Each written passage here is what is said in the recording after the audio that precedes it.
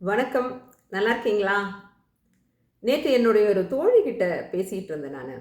இந்தியாவுக்கு ஃபோன் பண்ணி பேசினபோது, அவங்களும் ஒரு கல்லூரி பேராசிரியர் தான். வாழ்க்கையே வெறுத்து போன மாதிரி, "இனி வாழ்ந்து என்ன இருக்குது?" அப்படிங்கிற மாரி ரொம்ப விரக்தியா பேசிட்டு இருந்தாங்க. அது எனக்கு மனசுக்கு ரொம்ப கஷ்டமா இருந்தது. அவங்க கிட்ட கொஞ்சம் பாசிட்டிவா பேசி, "ஓகே, இப்படி இப்படிலாம் பண்ணுங்க" அப்படின்னு சொல்லிட்டு இருந்தபோது, எனக்கு ஒரு ஒரு செகண்ட் தாட் வந்தது என்னன்னா, இதே மனநிலைய கடந்து போற நிறைய பெண்கள் இருக்கிறாங்களே! ஏன் அவங்க கிட்ட கூட நம்ம ஒரு காணொளியாக இந்த விஷயங்கள சொல்லக்கூடாது அப்படின்னு தோணுச்சு. அதுதாங்க இன்னைக்கு. அதனால இது பெரிய அகாடமிக்கான ஒரு காணொளி கிடையாது. வாழ்வியல் சார்ந்த ஒரு விஷயம். ஆ அது என்னன்னு கேட்டீங்கன்னா, சாதாரணமா பெண்களுக்கு ஒரு 40, 45 வருடத்துக்கு வயசு ஆயிருச்சுனாவே என்ன நினைப்பாங்கன்னா, "நீ அவ்வளோதான் வாழ்க்கை. நீ என்னத்த இருக்குது? எப்படியாவது இந்த குழந்தைங்கள கரை ஏத்துனா போதும்." அப்படிங்கிற மாதிரி. குறிப்பா இன்னும் இந்த வேலைக்கு போற பெண்கள் இருக்காங்க பாருங்க. அது அவங்க ஆசிரியர்களாக இருக்கலாம். இன்னும் வேற தனியார் நிறுவனங்கள்ல வேலை செய்றவங்க, இல்ல பேங்குகள்ல வேலை செய்றவங்க, அப்படி எதுவாக இருந்தாலும் பரவால்ல. இந்த பெண்களுக்கு என்ன ஆகும்னா, கல்யாணம் ஆகி குழந்தையெல்லாம் பிறந்து, அந்த குழந்தைகள் அதாவது பள்ளி கல்வியில் இருக்கும்போது கூட ஒரு அம்மாவினுடைய தேவை இருக்குங்கிற மாரி நெனைப்பாங்க. கல்லூரிக்கெல்லாம் போயிட்டாங்கன்னா, அவங்க வாழ்க்கையில அவங்களுக்கு நிறைய நண்பர்கள், நிறைய என்னது அவங்களுக்கு ரிலேஷன்ஷிப் அப்படிங்கிற மாதிரி எல்லாம் போயிருவாங்க. அப்ப இவங்க டோட்டலா ஒரு மாதிரி அந்நியப்பட்டு போயிருவாங்க. கணவரும் அவருடைய வேலைகள், அவசரங்கள் அப்படின்னு போயிருவாங்க. அப்புறம் இவங்கள கவனிக்கிறப்போ, அவங்கள பார்த்து பார்த்து இதே முகத்த பார்த்து பார்த்து எத்தன நாள் தான் அப்படிங்கிற மாதிரி ஒரு அந்த ரொட்டீனிட்டி இருக்குது பாருங்க. திரும்ப திரும்ப ஒரே விஷயத்த செய்யறதுனால வர்ற ஒரு மடுப்பு. அதனால கணவர் வந்து இவங்கள கண்டுக்கல அப்படிங்கிற இவங்களுடைய ஒரு நினைப்பு, அவள உண்மையிலேயே கணவர்கள் கண்டுகொள்ளாமல் இருக்கலாம். அதனால வந்த ஒரு சலிப்பு, தினந்தோறும் வேலைக்கு ஒரே வேலைய திரும்ப திரும்ப போயி செஞ்சு, அதே சிலபஸ படிக்க வச்சு, அதே பேங்க் கணக்குகள பார்த்து, அதே ஆஃபீஸ்ல எல்லாத்துக்கிட்ட திட்டு வாங்கி வேலைகள் செஞ்சு, அவசர அவசரமா வீட்டு வேலைய முடிச்சு ஓடி போயி, இதில வர்ற வெறுப்பு, அப்புறம் அவங்கள வந்து என்கேஜா வச்சுட்ருக்கிற அவர்கள் மாமியார்களுக்கெல்லாம் வயசாயிருக்கும். அவங்கலாம் இறந்துருப்பாங்க. நான் ஏன் என்கேஜா வச்சிருக்கேன்னு சொன்னா, அந்த சண்டைகள் கூட அவங்கள உயிரோட்டமா வச்சுட்ருக்கும். அவங்க என்ன செய்யலாம்? என்ன யோசிக்கலாம்? அப்படிங்கிற மாதிரி அவங்க கொஞ்சம் லைவா இருப்பாங்க பாருங்க. உண்மையாகவே அ மனிதர்களை வளர்த்துவது நண்பர்கள் இல்ல. அவங்க எதிரிகள் தான். சரியா? அது உண்மையிலே நிறுவப்பட்ட ஒரு உண்மை அது. அந்த வகையில அந்த மாமியார், மருமகள்ங்கிறது ஒரு மாதிரி எதிரிகள் மாதிரியே இருக்கிறதுனால, அவங்க கூட அ அ இவங்கள லைவா வச்சுட்ருந்தாங்க. இப்ப அவங்க கூட இல்லாம போன சூழல்ல தான் சாப்பிட்டோமான்னு கேட்கறக்கு யாரும் இல்ல. தான் என்ன ஒரு ட்ரெஸ் பண்ணாலும் அது நல்லாருக்குன்னு காம்ப்ளிமெண்ட் பண்றதுக்கு யாரும் இல்ல. குழந்தைங்க கூட அவங்கவங்க வேலைகள பார்த்துட்ருக்குறாங்க. கணவர் கூட கண்டுக்கிறதே இல்ல. அப்படிங்கன்னு எல்லாத்துலயுமே ஏதாவது ஒரு ஒரு என்ன ஒரு பிடிப்பு இருக்காமா அப்படின்னு பார்த்தா எதுவுமே இல்லங்கிற மாதிரி, வாழ்ந்துட்டோமே, அதாவது பிறந்துட்டோமே, இனி செத்து தொலை வரைக்கும் வாழ்ந்து தானே ஆகணுங்கிற மனநிலையில போகின்ற பெண்கள நான் நெறைய பேர பார்த்துருக்கேன். குறிப்பாக இந்திய சூழல்ல, தென்னிந்திய சூழல்ல, மொழி கடந்த எல்லா குடும்பங்கள்லயுமே, மதம் கடந்த எல்லா குடும்பங்கள்லயுமே பெண்களினுடைய இந்த மிட் லைஃப் கிரைசிஸ் இருக்குது பாருங்க. அது ரொம்ப ரொம்ப கொடுமையானது. அது மட்டும் இல்லாம அவங்கள் உடல் ரீதியாக ஏற்படுற அந்த மேனோபாஸ் இருக்கு இல்லையா? அவங்களுடைய அந்த உடல் ரீதியான அந்த ஹார்மோன் சேஞ்ச் எல்லாம் கூட அவங்கள இன்னும் வேறு வகையான இந்த மூட் சேஞ்சிங்க்கெல்லாம் ஆகுறதுக்கு காரணமா இருக்கு. இந்த மடுப்பிலிருந்து அவங்கனால வெளி வர முடியாம, நிறைய பேர் ஒரு வகையான மனநிலைக்கு போயி, அது உடல நிறைய பாதிச்சு, அவ்வளவு சிரமப்பட்டுட்டு இருக்காங்க. இதுல ஒரே ஒரு விஷயங்க. இது தெரியுது உங்களுக்கு. ஆமா, நானும் இந்த மாதிரியான ஒரு ஃபேஸ் கடந்து போயிட்டுருக்கிறேன் அப்படிங்கிறது உங்களுக்கு அழகா தெரியுது. ஆனா, அதிலிருந்து எப்படி வெளியில வரணும் அப்படிங்கிறது மட்டும் தெரியல. அதான உண்மை. அப்படியாக இருக்கிறவங்களுக்கு நான் சொல்ற சில டிப்ஸு. இத வந்து நீங்க வேற யாராவது வந்து உங்களுக்கு சொல்லிக் குடுப்பாங்க, இல்லாட்டி உங்க கை பிடிச்சு கூட்டிட்டு போவாங்கன்னு எதிர்பார்க்காதீங்க. கிடையவே கிடையாது. ஓகே. ஆ உங்களுடைய எதிர்பார்ப்புகள் நியாயமானது தான். ஆனா, இதற்கான முயற்சி இதிலிருந்து இந்த ஒரு கிரைசிஸ்லேருந்து நீங்க வெளிய வரணும்னா, வேற யாரும் வந்து சொல்லிக் குடுக்க மாட்டாங்க. வேற யாரும் உங்கள கைப்பிடிச்சு கூட்டு போ மாட்டாங்க. நீங்க தான் முயற்சி பண்ணணும். அதுவும் நீங்க ரொம்ப என்னது ஒ ஒரு முன்னெடுப்போட நீங்க அத செஞ்சா மட்டும் தான். அத ரொம்ப நான் இதிலிருந்து வெளியில வரணுங்கிற ஒரு உத்வேகத்தோட நீங்க அத செஞ்சா மட்டும் தான், அதிலிருந்து வெளிய வர முடியும். அதுக்கு இவ்வளோதாங்க. வேற எதுவுமே இல்ல. சில விஷயங்கள உங்களுடைய ஆட்டிட்யூட நீங்க மாத்திக்கங்க. ஏன்னா, நம்ம எது செஞ்சாலும் அது மற்றவங்க நல்லா இருக்கணும் அப்படின்னு ஒரு எதிர்பார்ப்பு இருக்குது பாருங்களேன். அதுக்கெல்லாம் இன்றைக்கி யாருக்குமே நேரம் இல்லை. சரியா? அதுக்கு முக்கியமான காரணம் என்னென்னா, நமக்கான ஒரு மதிப்பை நம்ம உருவாக்காமல் விட்டுட்டோம் அப்படிங்கிறது தான். இந்த பெண்கள் அந்த அவங்களோட முக்கியத்துவம் ஒரு வீட்டில் எது என்ன அப்படிங்கிறத அவங்க ப்ரூவ் பண்ணலை. அவங்க அதை செஞ்சுட்டே இருக்கிறாங்க. அவங்க திரும்ப திரும்ப திரும்ப அந்த வீட்டில் அவங்க இல்லாமல் இருந்தால் அணுவும் அசையாதுங்கிற மாதிரி அந்த வீட்டினுடைய ஒரு இன்டெக்ரல் பார்ட்டாக இருந்துட்டு செயல்பட்டுட்டு இருக்காங்க. ஆனால் அவங்களுடைய முக்கியத்துவம் என்னங்கிறத அவங்க குழந்தைகளுக்கோ அவருடைய கணவருக்கோ இவங்க புரிய வைக்கிறதுக்கு மறந்துட்டாங்க பல வேலைகளில். சரியா? அதுக்கு நீங்கள் என்ன பண்ணணும் தெரியுமா? அதை நீங்கள் முதல்ல மீட்டெடுக்கணும். அதுக்கு என்ன பண்ணலாம் அப்படின்னா, நீங்கள் சண்டையெல்லாம் போட வேண்டாம், குடும்ப பிரச்சனைகள்லாம் ஒன்றும் வேண்டாங்க. குடும்பங்கிறது மிக அருமையான ஒரு அமைப்பு, அதை கலைக்கிறவையெல்லாம் எனக்கு உடன்பாடே கிடையாது. அதுக்கு என்ன பண்ணணும்னா, உங்களுடைய முக்கியத்துவம் என்ன அப்படின்னு தெரிஞ்சுக்கணுன்னா, உங்களுடைய ஒரு ஆப்சன்ஸ், நீங்கள் அந்த இடத்துல கொஞ்ச நாள் இல்லாமல் இருக்கணும். அப்போ தான் உங்களுடைய முக்கியத்துவம் என்னங்கிறது அவங்களுக்கு தெரியும். சரியா? அதுக்கு நீங்கள் வேறு எதுவும் பண்ண வேண்டாம்.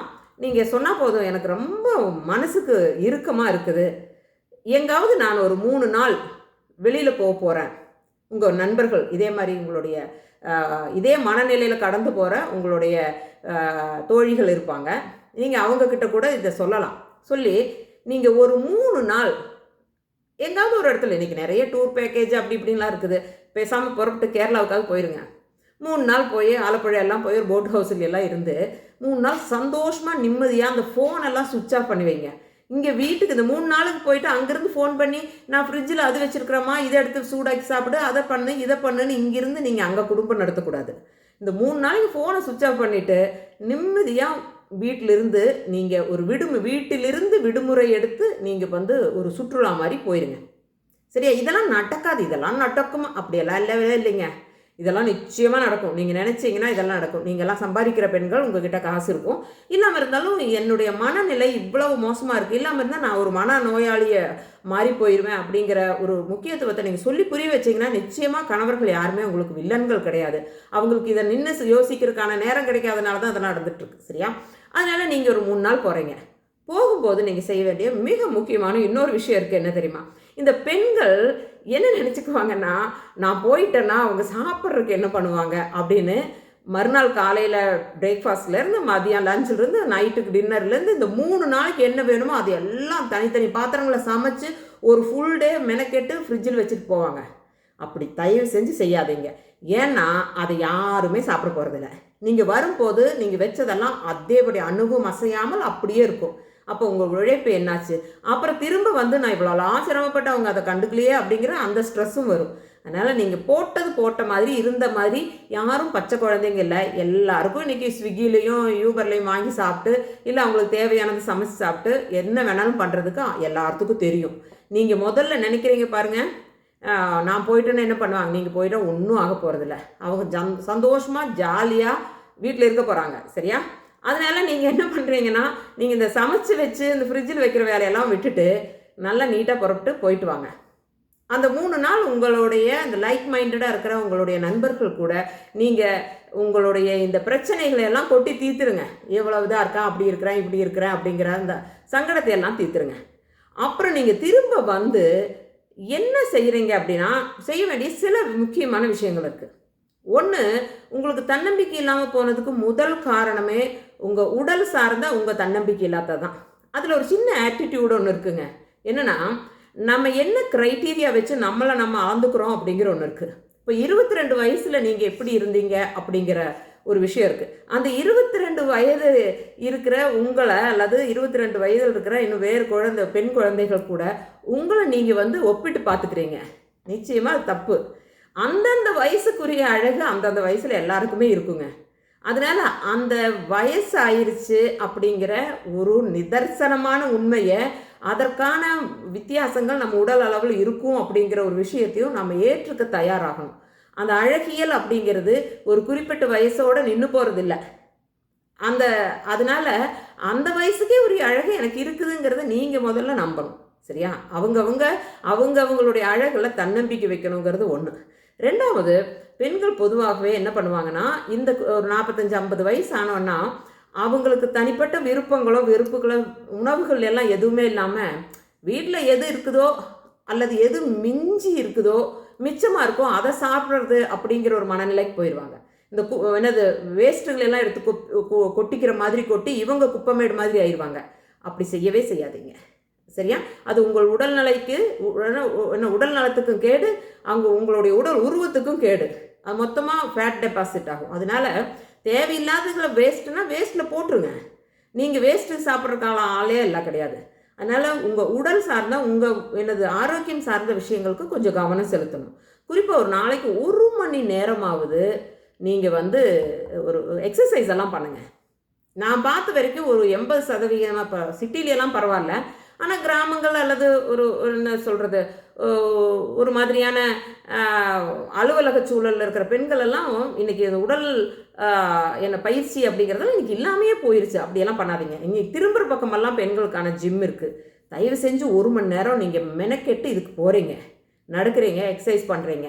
இனி என்ன அப்படின்னு நினைக்காதீங்க. 76 வயசில் ஒரு கனடாவிலிருந்து ஒரு அம்மா கிரஹாம்னு அவங்க வந்திருந்தாங்க. எங்கள் பாலக்காடில் இருக்கும்போது ஒரு நாள் வந்திருந்தாங்க. ஏதோ ஆய்வு சார்ந்து வந்தவங்க, கோயம்புத்தூருக்கு வந்தவங்க வந்திருந்தாங்க. எங்கள் வீட்டுக்கு பின்னால் ஒரு பெரிய மலை இருக்குது. மலைனா ஒரு கரடு, ஒரு பெரிய குன்று. அதில் நாம் ஏறும்போது நமக்கெல்லாம் மூச்சு வாங்குது. அவங்க குடுன்னு ஏறிட்டாங்க. 76 வயசு. நான் இது வெறும் பேச்சுக்காக சொல்லலைங்க. அப்போ நான் எப்படியும் முன்னால் இப்படி முடியுது அப்படின்னு போது எனக்கு அவங்க சொல்கிறாங்க, நம்ம சாதாரணமாக ஒரு 50-60 வயசு ஆனால் இனி என்ன இருக்குது வாழ்க்கையில் அப்படின்னு நான் நினச்சிக்கிறோம். அப்படியெல்லாம் கிடையவே கிடையாது. நம்ம நாளைக்கு சாகிறோன்னா இன்றைக்கு வரைக்கும் நம்ம அந்த சாகிறதுக்கு ஒரு நிமிஷம் முன்னால் வரைக்கும் நம்ம ஆக்டிவாக இருக்கணும். அந்த ஒரு மனநிலை இருக்குது பாருங்களேன்.